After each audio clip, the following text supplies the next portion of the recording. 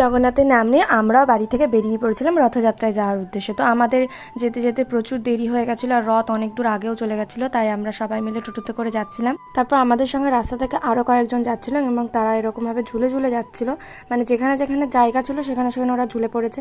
আমি ভাবছিলাম টোটোটা উল্টে না যায়, কিন্তু সেরকম কিছু হয়নি। তারপর আমরা রথের কাছে পৌঁছে যাই আর এখানে এসে দেখি রথটা খুব সুন্দর করে সাজানো ছিল আর অনেক অনেক লোক হয়েছিল।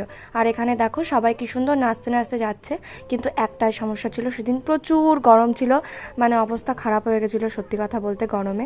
তো একটা বসার জায়গা দেখতে পেয়ে আমি সেখানে আগে চলে যাই, সেখানে গিয়ে বসি আর বৌদিকে বলে আমি এখান থেকে আর উঠবো না, ওরা আসবে তারপর ওদের সঙ্গে বাড়ি যাব।